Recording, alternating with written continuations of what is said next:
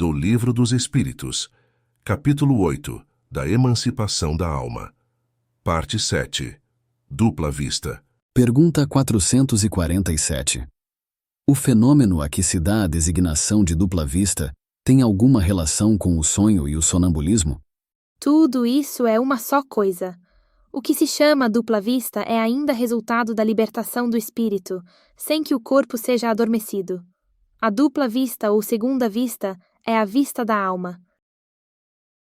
Pergunta 448. É permanente a segunda vista? A faculdade é, o exercício não.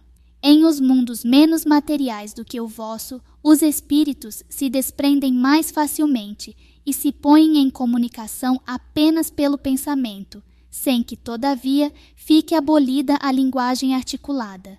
Por isso mesmo, em tais mundos, a dupla vista é faculdade permanente para a maioria de seus habitantes, cujo estado normal se pode comparar ao dos vossos sonâmbulos lúcidos.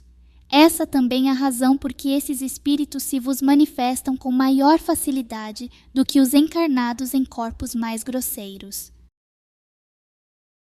Pergunta 449. A segunda vista aparece espontaneamente ou por efeito da vontade de quem a possui como faculdade? As mais das vezes é espontânea, porém a vontade também desempenha com grande frequência importante papel no seu aparecimento.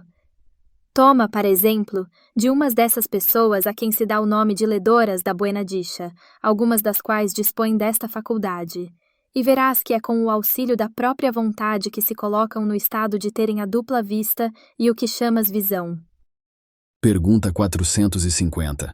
A dupla vista é suscetível de desenvolver-se pelo exercício? Sim, do trabalho sempre resulta o progresso e a dissipação do véu que encobre as coisas. Esta faculdade tem qualquer ligação com a organização física? Incontestavelmente, o organismo influi para a sua existência. Há organismos que lhe são refratários.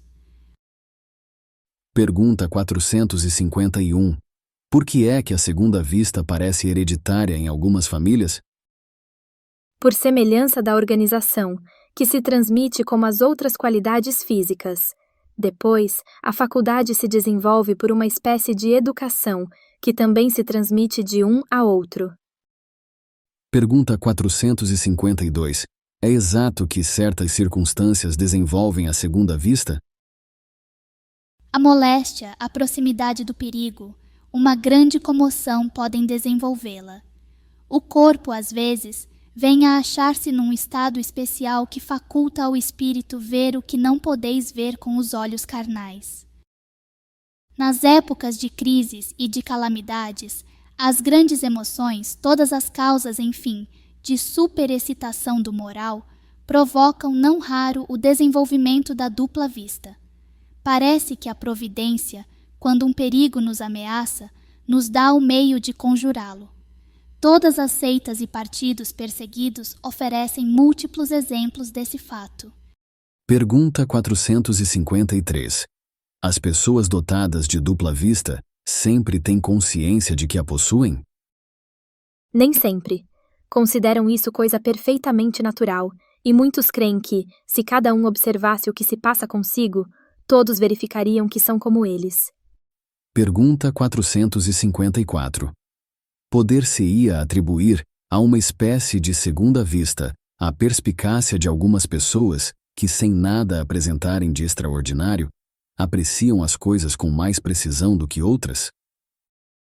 É sempre a alma a irradiar mais livremente e a apreciar melhor do que sob o véu da matéria. Pode esta faculdade, em alguns casos, dar a presciência das coisas?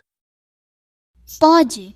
Também dá os pressentimentos, pois que muitos são os graus em que ela existe, sendo possível que num mesmo indivíduo exista em todos os graus, ou em alguns somente.